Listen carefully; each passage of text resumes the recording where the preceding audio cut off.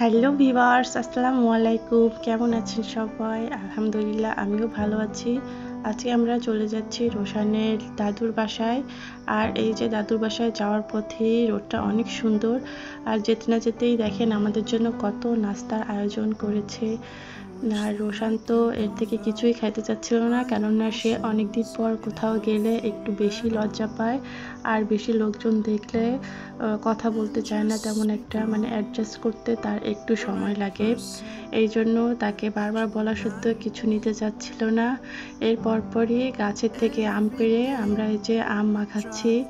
আর বাড়িতে এসেছি, কাঁচা আমের ভর্তা করে খাবো না সেটা কি হয়? আসলে এই আমের ভর্তাটা বা আম মাখা অনেক মজা।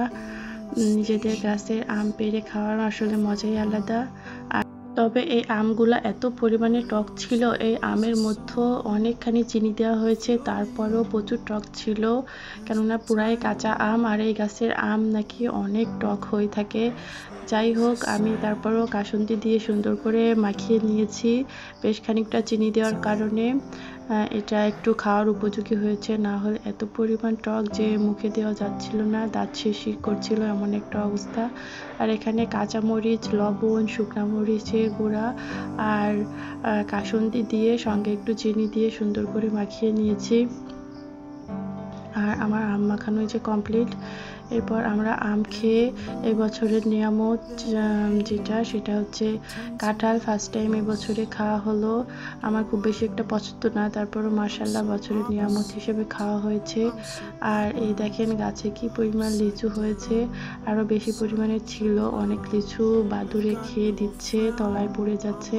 যাই হোক মাশাআল্লাহ, তারপরও যতটুকু আছে আলহামদুলিল্লাহ। আর লিচুগুলো অনেক মজার ছিল, অনেক মিষ্টি।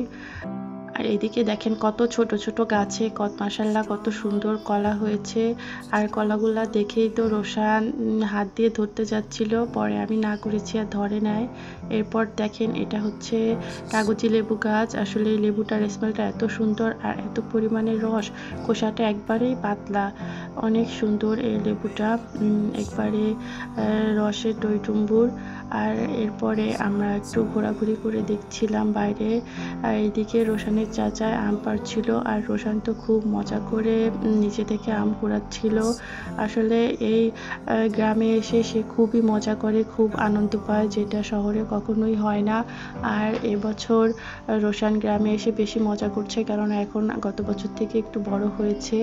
আর এই দেখেন দাদু বাড়ি থেকে রোশানের লিচু, আম, লেবু সব কিছুই নিয়ে এসেছি আমরা। যাই হোক মাশাআল্লাহ, রোশানও খুব খুশি আসলে এই সময় বাড়ি আসতে পেরে। সবাই ভালো থাকবেন, সুস্থ থাকবেন, আল্লাহ হাফেজ।